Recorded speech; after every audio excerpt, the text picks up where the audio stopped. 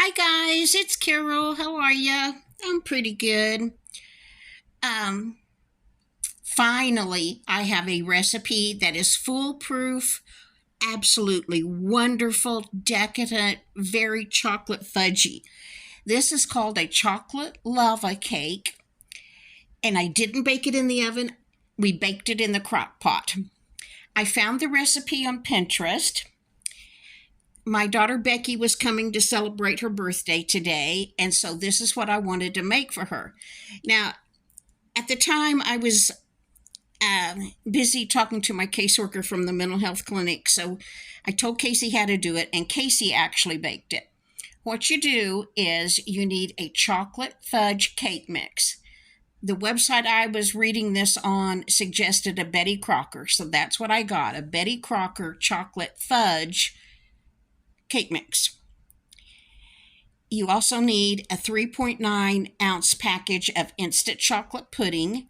I got Great Value brand. And you need a bag of chocolate chips, just the regular size bag. I think it's 12 ounces, but I'm not sure. You want milk chocolate chips. Okay. What you see here, that gray part that you can see in my crock pot, that is my silicone liner I bought a month or two ago. Oh my gosh, I love that silicone liner. You use it instead of disposable crock pot liners. It's awesome. It's got these little handles on either side, and you can pick up the contents if it's not too heavy for your hands. For instance, when this cake was done, I didn't want to leave it in the crock pot, in the crock, because that crock would be hot and continue to, bake the edges.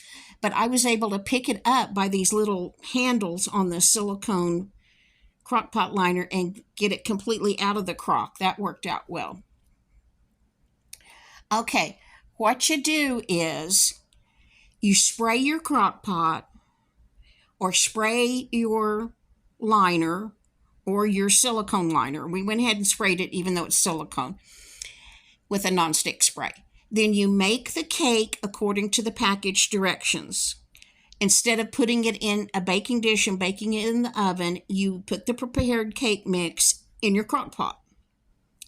Next, you mix up the pudding according to the directions on the box. You let it sit for a minute or two, and then you pour it in the center of the chocolate cake. Don't stir it. You just pour it in there. Now, because our crock pot is oval, I asked Casey to kind of put it in the center, but kind of extend it out towards the oval edges. I don't know if she did or not, but I asked her to do that. Next, you take the package of milk chocolate chips and you sprinkle them completely on top of the cake, the whole package. Put the lid on the crock pot, turn it on high, let it bake for 2.5 hours. After 2 hours and 20 minutes, Becky stuck a toothpick in the cake portion and it came out clean, so we turned it off and I was able to pick it up by those little bitty handles on the silicone liner and get it out of the crock pot. Absolutely wonderful. We served it with a little dab of ice cream, vanilla ice cream. It was so good. So that was Becky's birthday cake for today.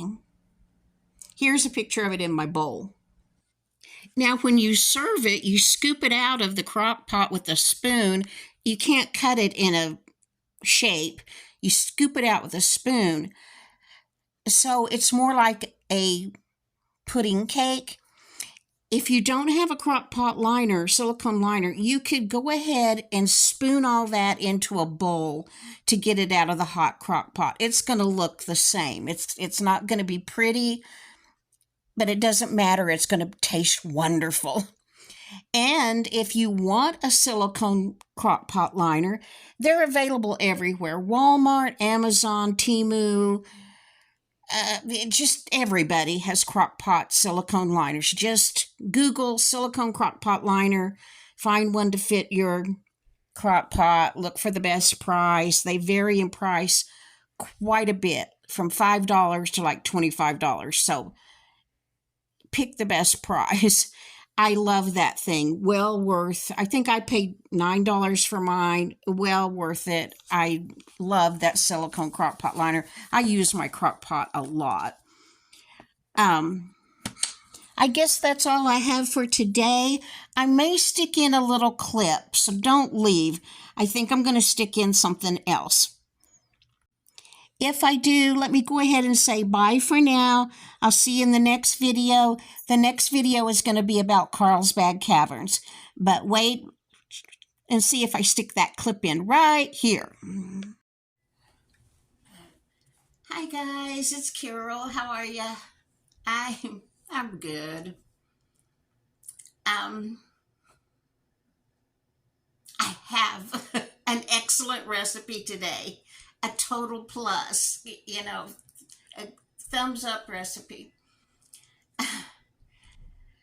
But first, I'm going to tell you about today. I was supposed to have a consultation with my caseworker at the mental health clinic. I canceled an appointment back when the air conditioner in the car died, and it was like 108 or 110. I don't know how hot it was. And the air conditioner died in the car. I canceled my appointment with my caseworker, who's kind of like my therapist there.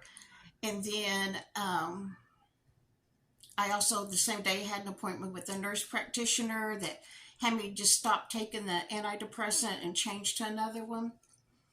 I just canceled those appointments because it was too hot to drive, for Casey to drive me up there and sit in the car with the dogs and wait for me to get through this appointment and to leave, because it's across town, and I live in a big city. And anyway, I had canceled those appointments, and I had just never called and rescheduled them because I'm not doing good. I can't get anything done. I have brain fog all the time, and I'm lethargic and just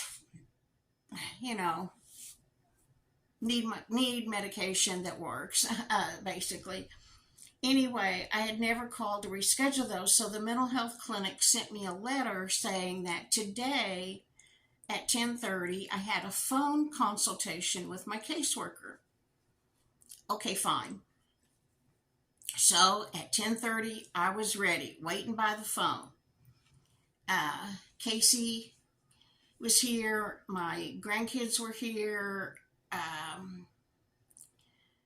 my other daughter Becky was coming for lunch because we were to celebrate her birthday, and I'm getting some kind of message.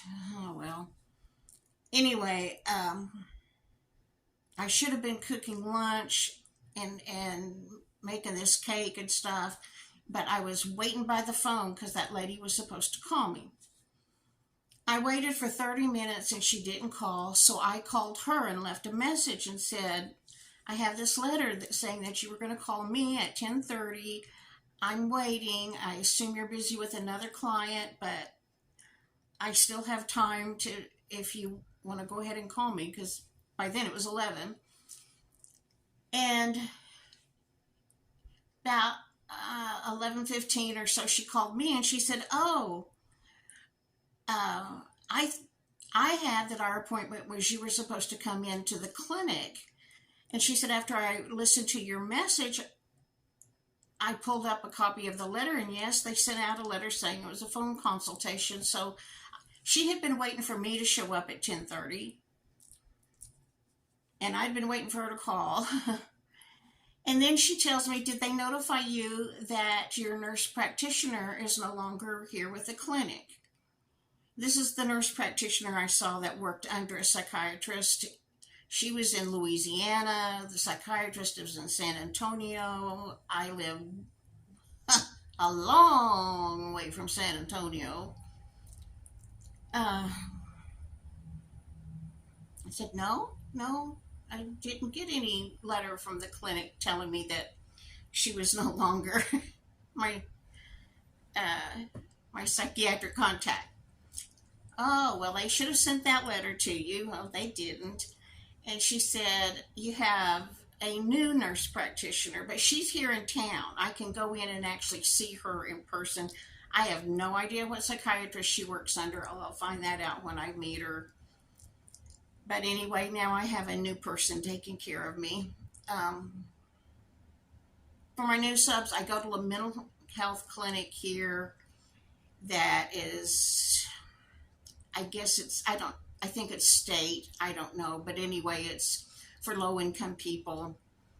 And Amarillo has a shortage of psychiatrists. And so they have a rooms. There are psychiatrists that see people here at the clinic, but they are so overbooked, so overwhelmed that sometimes we're assigned a nurse practitioner who works under a psychiatrist.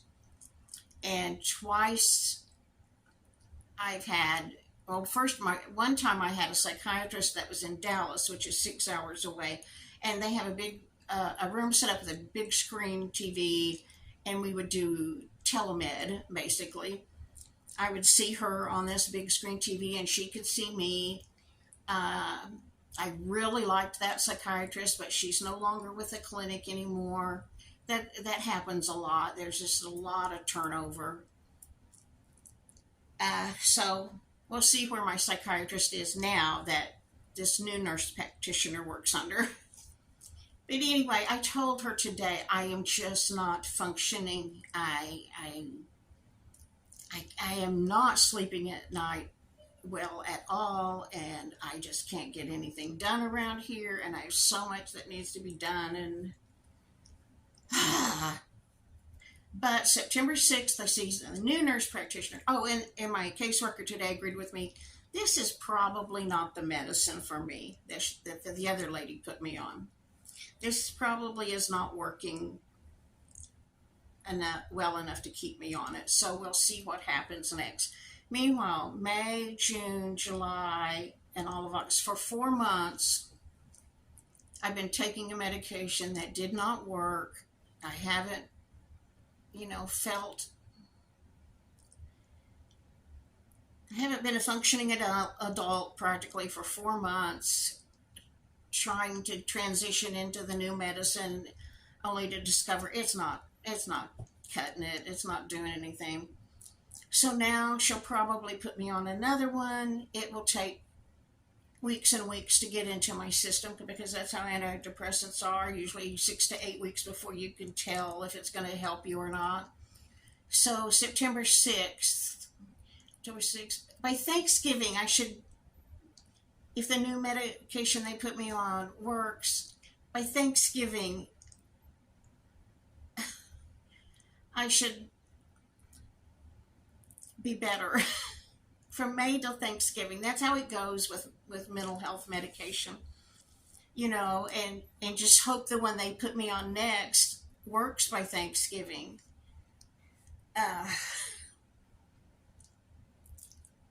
It's something else trying antidepressants because it takes forever to get in your system. But anyway, enough of that. That's where I am right now.